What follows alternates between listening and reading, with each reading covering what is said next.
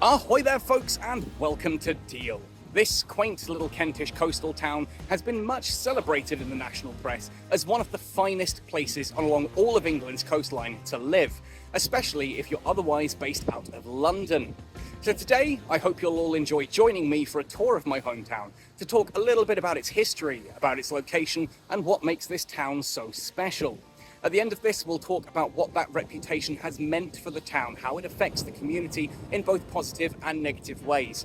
So hopefully you'll enjoy joining me on this journey to discover what's the deal with Deal. Situated on the southeastern corner of Kent, the Garden of England, nestled between the White Cliffs of Dover on one side and Sandwich Bay and the Isle of Thanet on the other.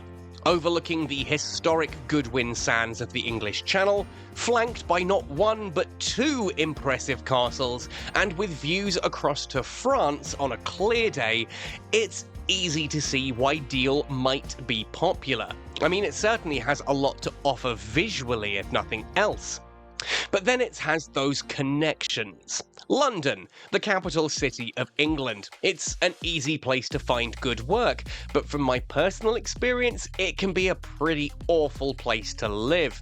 It's the heart of the rat race after all, with all of the high rents, packed streets, and expensive bars and restaurants that naturally comes part and parcel of that. At the very least, being able to break away from the hustle and bustle of the city is important, if not necessary, to that ever-elusive work-life balance. But wouldn't it be better if you could just have all the benefits of life outside the city, whilst still maintaining the high-paying career of an inner-city worker? Well, that's precisely what Deal offers, courtesy of an hourly high-speed rail link and connections to London via road. It's easy to get to, making it an excellent weekend destination, or perhaps the springboard for commuting. Of course, connections aren't everything in and of themselves. I mean, aren't there plenty of places within similar reach of London that aren't award-winning towns much celebrated in the press? Sure, but it is an important point that needs to be understood before the rest of Deal really matters. After all, again, there are beautiful coastal towns across the entirety of the UK. Many of them, however, lack that privilege of such accessibility. Deal is barely an hour and a half away from central London. It's the combination of these multiple factors that are so important here for striking the proverbial gold. And so, with the issue of getting to Deal so handily resolved, what actually is it about this town that makes even those shortened journeys worthwhile? Now, you see, I think this can be handily split into two distinct camps: vibe and history. Although perhaps the two are more intermingled than first meets the eye. More of that in a future video for sure. So let's start off with history then. From Julius Caesar to the Tudor monarchs, to Nelson to Winston Churchill, Deal is a town with one heck of a story, and I fully intend to dive deeper into this side of my hometown in the future. But for now, here's a very quick rundown. In 55 BC, Julius Caesar first tried landing on these shores, sailing past the White Cliffs of Dover to where Deal is now. The Canti tribe, having watched his approach from atop the cliffs, descended upon the beaches and almost pushed away the vastly better equipped Romans back to sea. The Romans did seize the day eventually and managed to set up a defensive fort, but a few weeks later, having been harried by the Canti and the fort all but destroyed in a storm, Caesar fled. He then returned a year later with a whopping 600 ships and 28 war galleons. Clearly, the Canti had left an impression. The Romans then set up what is now Deal, originally called Dola, until AD 43, when the full Roman invasion finally arrived. And Deal? Well, this beach is where it all began. The threat of invasion from Europe, as we'll see, does become a bit of a running theme throughout Deal's history. In the 1530s, Henry VIII started the construction of not one, not two, but three castles on the coastline at Deal. Deal Castle and Warmer Castle both still stand, but the third, Sandown Castle, is now long gone. These were constructed in the classic Tudor Rose style and were built as defences against France and Spain, whom he had angered with his divorce of Catherine of Aragon and his separation from the Catholic Church. Now, these castles would see visitations from the royals throughout history, from Elizabeth I right the way to Queen Victoria, and more recently, the Queen Mother visited Warmer Castle frequently in her role as Lord Warden of the Cinque-Ports. Oh yes, and Deal was one of the Cinque-Ports. Not one of the original ones, admittedly, but it was quickly bolted onto Sandwich when Deal started growing due to increased trade and smuggling, courtesy of the Downs. You see, during the 17th, 18th and 19th centuries, Deal grew into a major naval town, both thanks to its castles and proximity to France, and due to the Goodwin Sands, a sandbank about 4 miles off the coast that creates a natural anchorage. Entire fleets could be anchored there in relative safety, and so the town grew around outfitting these vessels, repairing them, stocking them, and often trading with them, though not always legally. Deal became one of the most notorious smuggling towns not only in England, but across the entire world. To describe any of Deal's many pubs, and more on them in just a moment, as a smuggling pub would be to imply that any of them weren't involved in smuggling. The whole town was involved, much to the chagrin of the Crown, and some of smuggling's greatest legends come from Deal. If you like a good yarn about the sea, pirates and adventure, well, Deal has that by the literal boatload. You see, the boatmen of Deal were famous, or perhaps more accurately, infamous, as some of the finest seafaring men in England. It's something that the town is very fond of and very proud of, and signs to this maritime history of the town abound throughout. During the Second World War, Deal was an important part of Operation Dynamo, with the boatmen and lifeboats being heavily involved in assisting with the Dunkirk evacuations. Then again, with the Battle of Britain, for which there are local memorials, Operation Fortitude, and of course, D-Day itself. Deal was then home to the Royal Marines and rich mining communities, both of which have an interesting history as recently as the time of Margaret Thatcher, who shut down the coal mines and decided to move the Marines from Deal during her tenure as Prime Minister, all but ending a centuries-old connection between the two. This was also just after the time that the IRA decided to bomb the barracks. On September 22nd, 1989, a bomb was detonated in the recreational centre changing room at the Royal Marines School of Music. 11 Marines were killed, now memorialised in a bandstand on the seafront. Astonishingly, a mere week after the bombing, the staff and students of the School of Music marched through the town of Deal, watched and applauded by thousands of spectators, maintaining gaps in their ranks to mark the positions of those unable to march through death or serious injury. The Marines, to this day, still return from Portsmouth annually to host a memorial concert at that very bandstand. And with the mention of the milk snatcher, I shall immediately move on. It's actually hard to impress just how much rich detail there is in Deal's history. I've always been an avid reader of history, and I've yet to find any other region quite as storied and versed as Deal, certainly any with the diversity that you find in this very small town. This town has always had so much going on, and that seems unlikely to change. Now, the word vibe is bandied around a lot these days by kids on TikTok, a hell of a lot cooler than I will ever be. But whatever that word actually means, Deal absolutely has it. Perhaps in no small part due to its heritage and history, Deal is a pretty unique place. There are narrow smuggling streets that lace right behind a modern high street. A pier opened in the late 1950s stretches out from the beach to give a wonderful view of the 16th century Tudor castle. The modern high-speed railway rushes along behind the old Marine barracks to arrive at a station outside a supermarket that is built on the site of what was once a military hospital. There's a sense of community here, laced heavily into that history. At one point, Deal actually held 2 records: the most pubs in a square mile at 76, and the most pubs in a single town at 366, more than one for every day of the year. Imagine the pub crawls. Now, many of these have long since shuttered, sadly. Some are houses, some are just flat out gone. But those that remain continue their proud tradition of a warm fire, good beer, many offer excellent food, and many more offer fantastic music.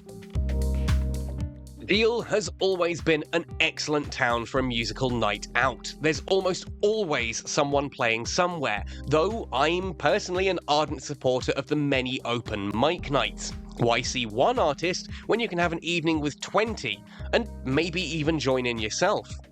I recently walked through the town and counted no fewer than 26 establishments where one could grab a coffee on a walk. Astonishingly, they're all thriving. They all offer something slightly different to each other, and if boutique shopping is your thing, then Deal has it in spades. Trinkets, handmade curiosities, there's always something to discover or pique your fancy. The seafront itself is also always an attraction, especially on a warm summer's day. Now, it is a shingle beach, so you don't have to worry about sand getting into unspeakable places, and I personally find that you can always carve a comfy bum groove in shingle, not so much with sand. The aforementioned pier, one of only 6 remaining in the UK, stretches out to sea with a cafe on the end and excellent views of the picturesque town. Both the pier and the beach are popular with fishermen. Somehow, Deal is paradoxically both sleepy and quiet, yet consistently thrumming with activity. And that's just the town itself. There's so much more in short range around it. Warmer, Kingsdown, both very upmarket communities, gorgeous beaches, good food and drink. Historic Sandwich is less than 15 minutes drive away. There are golf courses. The aforementioned Canterbury with its cathedral is right there. Dover and its castle, Folkestone and its bustling new harbour arm. If you find yourself bored in Deal, you're not trying hard enough. Simply put, Deal does absolutely have so much to offer someone looking to escape the rat race of London. You can have the well-paid city job, commuting on regular, fast public transport to come home to a quaint little seaside town, retiring for a weekend on the coast with just so much to do. You're combining all the best bits of quiet country life and all the best bits of city work. But this is where things must take a bit of a twist, sadly. And as much as I would love dearly to espouse nothing but the best things about my hometown, and trust me, I will be doing so. So if you've had your interest piqued by anything I've said so far, subscribe now, as I will be going in depth onto most of these historical points later on. I love this town. I love this town dearly, but it's not without its problems, and sadly some of the largest are caused by this very reputation. So, let's get into that, shall we? Of course, I think anyone would be proud of their hometown holding this level of acclaim within the national press, and so I want to be absolutely clear before we go any further. I do. I think it's marvellous that Deal is being celebrated and enjoyed by so many people who otherwise may not be able to experience it. It's why I want to talk about it so much right here on YouTube, why I want to showcase the absolute wonder that is this town. From a truly selfish point of view, if my town wasn't worth talking about, I wouldn't get to make videos like this one and the ones that I have planned to dive deeper into the history and culture of this teeny tiny corner of Kent. I think it's fantastic that Deal is talked about. I honestly believe that it has so much to offer and so much to celebrate. With tourists flooding the town on the weekends, local businesses have been able to flourish. Those 26 coffee shops I mentioned make a killing on the weekends, as do the fish and chip shops and the pubs. The beaches are full and burgeoning, and there's a lively atmosphere to the town. Local historic attractions like the pier, the Timble Tower, the Kent Museum of the Moving Picture, the Deal Museum, and the castles have seen a huge growth in visitors. These are often charitable foundations looking to keep alit a history and culture. More visitors means more donations. More donations means a better chance of doing just that, maintaining the displays, preserving and celebrating the town's history. Attractions like the Roman Landings crazy golf course wouldn't be possible without the influx of tourists down on the weekends, the bank holidays, and the school holidays. When I was a kid, that area was a simple putting green. Now look at it. This wouldn't be possible without affluent Londoners and other tourists coming down and enjoying the town. These things absolutely should be celebrated. It is, however, unfortunate that these do come with their own negative drawbacks. You see, when a town is built for the locals, it caters to the locals. If people in the town earn a specified average income, then house prices will be set accordingly. The local businesses will cater for the local community at reasonable local prices, offering products and services necessary to that community. Simple laws of economics. When a town develops with tourists in mind, then the above stays true, but with additional infrastructure to support the tourist trade. A few more gift shops, some more niche and unusual businesses built around the attractions, perhaps a Starbucks or a Subway. When a town suddenly becomes popular with affluent people from outside, however, this all changes. Yes, a business could choose to cater to the locals at prices that they can afford. Equally, they could choose to cater to the affluent folks who bring a lot more money with them. The housing market adjusts accordingly too. The town is now a popular place to move to, so the demand increases for a limited pool of houses. This increases the costs, and folks who have inner city jobs can afford those increased house prices. And I'm sure you can see where I'm going with this. You see, in recent years, rent in Deal has absolutely skyrocketed. House prices have increased across the country, perhaps, but the home my parents live in has recently been valued at almost 150% of what they paid for it, and that's after taking into consideration inflation. This means that locals who do not earn the same money as can be earned in the city are priced out of housing completely. It means that many properties, instead of renting to a local, now rent to holidaymakers. Why rent to a local for X pounds per month when you can rent to holidaymakers who'll pay half of that for a single weekend? Fewer properties on the market drives up demand, and with it, cost. An increase in higher paid individuals means that those costs can indeed be met, and so the prices do not come down. It's just that the locals can't pay them. Currently, the average rent cost in Deal, remember the size of this town, is a staggering £1,135 per calendar month. That's in a town of less than 200,000 people. That's before groceries or anything else. Now just imagine that you're one of the folks working in one of those 26 coffee shops. Now the coffee shops do well in Deal, and I know that many of them pay their staff really well, but no coffee shop can pay its staff enough to come even remotely close to the wage required for £1,135 in rent. So where do those coffee shop staff live? Like me, probably, with their parents.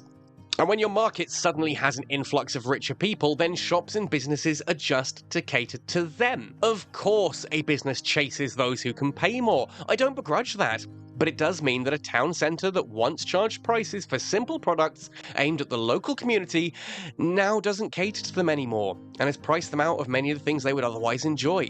If you're a business owner, life can be good. If you're a member of staff, well, things are significantly more difficult. This has additional knock-on effects too. If your business caters to people who are only present in the town across the weekends, then there's little need to be open at other times. This means a large percentage of the shops in Deal are closed Monday through Thursday. This creates an eerie ghost town feeling during the week. It also means there are fewer jobs. Since the business only exists for 3 out of 7 days a week, you simply don't need as many staff to cover that. Add to this the large amount of charity shops in Deal High Street, and you suddenly have a situation where an entire town doesn't actually hire nearly as many staff as perhaps you might expect. And don't get me wrong, I love charity shops. They do fantastic work. I buy a lot of my clothes there. But it is a fact that a charity shop usually has one paid manager, and then staffed by a team of volunteers. The point I'm getting at here is that Deal is now almost built around a community of affluent people who are only present in the town less than 50% of the time. This creates a weird ghost town effect during the week, mirrored by a burgeoning, almost overcrowding at the weekend. It means businesses have redirected their efforts naturally to appeal to higher paying customers rather than the locals. It means there are fewer jobs than may be expected for a town this size, and that house prices have skyrocketed into levels simply unaffordable to the majority of younger locals. And this, sadly, is cyclical. If you know the town is going to be dead during the week, why go? And the lack of your presence just makes it deader, which means the few shops that are open start to evaluate whether or not it's actually worth it to be so. As young people move away in search of cheaper rent, properties fill with more affluent folks. Gentrification, in a nutshell.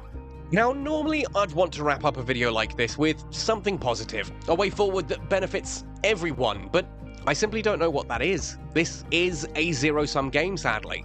As long as Deal is desirable, then people will visit and some will want to move here. Unfortunately, this means that folks like me, born and raised here, without the financial reach of someone currently living and working in central London, capable of commuting daily, are likely to be priced out of my own hometown.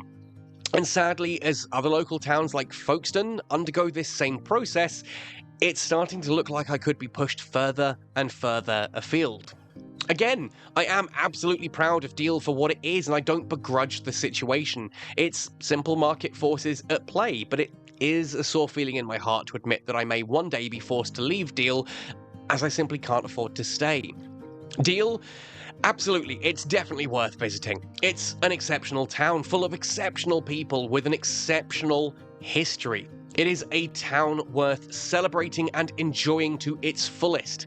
If you're considering visiting or moving to Deal, I think it's absolutely worth it. All I ask is that you treat the town and its people with respect that they all deserve. And if you see a humble shanty musician sitting at the side of the road, maybe toss a few coins into his hat. That's all I'm saying. But there we go, folks. If this has piqued your interest, if anything in this video sounds interesting, the kind of thing you'd like to know more about, please do subscribe to the channel, ding that notification bell. I will be doing a load of videos deep diving into individual aspects of Deal's town culture, its history, into all kinds of things. I like to sing shanties. I like to talk about my town's history, whether it's talking about Julius Caesar and the Romans, or the Tudor castles, or the sort of 17th, 18th, 19th century smuggling heritage of this town. I love it all to pieces, and if this is the kind of thing you might enjoy, well, stay tuned because that's all coming very, very soon. And if you really enjoy this content, you can support it by hitting like and perhaps even dropping a donation into my PayPal tip jar as shown below, or super thanks right here on YouTube. Anyway, folks, thank you for watching this, for listening to me ramble on about somewhere very special close to my heart. Thank you for listening, and I hope to see you all again very soon. Happy sailing, and see you all next time.